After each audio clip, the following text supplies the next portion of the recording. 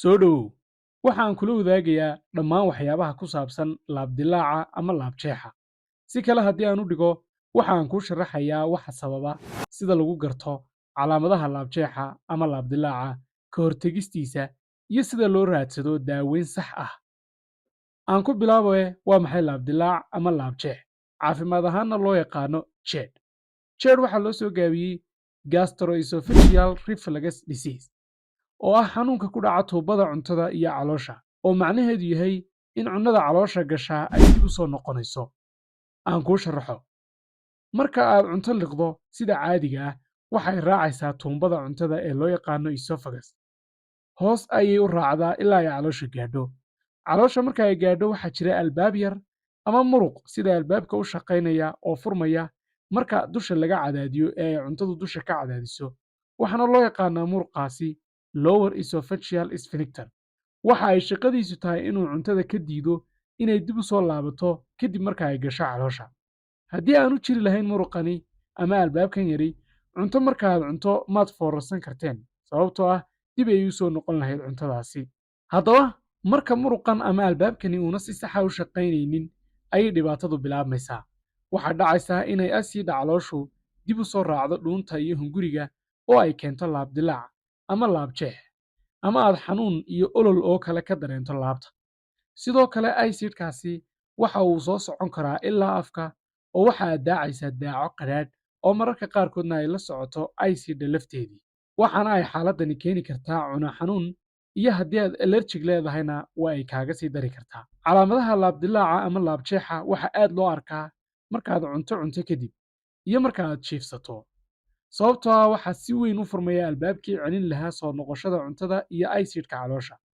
Waana sababta dadka laab-dillaaca daran leh loogula taliyo inay barkimo dheer ku seexdaan si aanay aysiidhu dib ugu soo noqonin. Keliya ma aha cuntada kadib xilliga la dareemo laab-jeexa ama laab-dillaacu, ee waxaa la dareemaa xilli walba oo baresharka ama cadaadiska caloosha uu bato. Tusaale ahaan markaad cunto kadib, sigaar markaad cabto kadib, ama marka aad jiifsato cuntada kadib si dhaqso ah. Ama bellifaadka iyo cayilnaanta ayaa xataa keeni kara laab-jeex joogto ah, maadaama oo ay badinayaan baresharka. Baresharka maxaan uga jeedaa? Waxaan uga jeedaa haddii ay calooshu tahay kiish, haddii la tuujiyo kiishkaasi ka waran, dee wixii ku jiray kiishka ayaa ka soo dareeraya kiishka. Calooshuna waa sidaas oo kale. Marka uu baresharku bato, waxaa laga yaabaa inay aysiidhu dib u soo noqoto.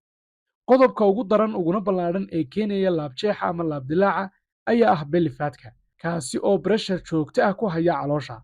Sidaas darteedna waxa uu jilcinayaa cadaadiskaasi muruqii albaabka ahaa oo dabcaya cadaadiska badan dartii, ilaa uu waxba celin waayo oo ay aysiidhu kor u soo wada noqoto xilli kasta oo baresharku ku siyaado, kadibna aad si joogto ah u dareento laab-jeex ama laab-dillaac.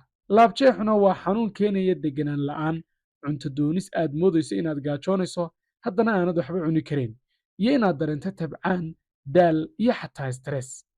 Xanuunka laab-dillaaca ma aha inaad si caadi ah u qaadato oo aanad iska daaweynin, waayo waxa uu keeni karaa halis caafimaad oo kale. Tusaale ahaan, haddii aad leedahay laab-jeex muddo dheer, waxaa laga yaabaa inuu qaybta hoose ee hunguriga waxyeelo oo ay ka dhalan karto xaalad loo yaqaano Barrett esophagus, oo xataa kansarka cunaha isu beddeli karta. Qof kasta oo laab-jeex leh miyaa laga yaabaa inay ku keento xaaladani kansar?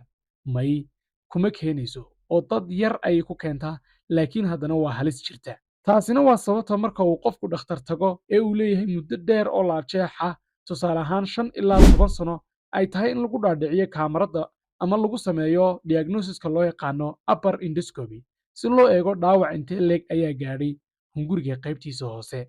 Haddaba, sidee looga hortegi karaa xanuunkan laab-dillaaca ama laab-jeexa, ama la isaga daaweyn karaa? Number 1, waxaa loo baahan yahay inaad yarayso cadaadiska iyo baresharka uurku jirta, taasi oo sahlaysa in muruqaas albaabka ah uu culaysku ka yaraado, kadibna uu si caadi ah u shaqeeyo, oo aad ka raysato laab-dillaaca iyo in ay aysiidhu dib u soo noqoto. Number 2, cuntada aad cunayso u fiirso oo cunno caafimaad qabta. Sidoo kale markaad cunto cunayso, ha u cunin sida dugaagga, ee u cun si deggan oo qunyar ah, si fiicanna u calaali cuntada. Wax badan ha cunin hal mar. Dhammaystir aadaabta cuntada ee diinteennu ina fartay. Ha ku hadlin si aanay eer kuu gelin oo aanad u dibirin. Ha ku cunin istaagga ee fadhiiso, si dabacsanna u cun. Number 3, cashee xilli hore. Xilliga aad seexanayso iyo xilliga aad cashaynayso ha u dhaxayso muddo ilaa 3 saacadood ah. waxay arrintani sahlaysaa inay cuntadu si fiican caloosha ugu degto uguna kala nefisto oo aanay dib u soo noqonin, waxaana kaa yaraanaya markaas soo noqoshadii acidka iyo cuntada. Number 4, biyo badan cab. Waxay kaa caawinayaan in uu dheefshiidku fiicnaado oo uu horumaro, taasi oo sahlaysa in cuntada la dejiyo oo aanay cadaadis ku samaynin muruqaasi.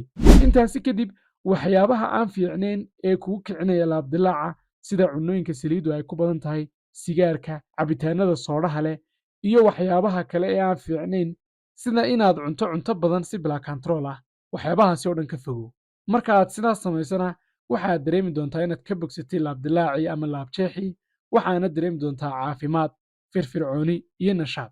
Waxaan rajaynayaa in talooyinkani ku anfaceen, wax badanna aad ka ogaatay laabdilaaca iyo qaabka aad uga hortagi karto iyo sida aad daaweyn u raadsan karto.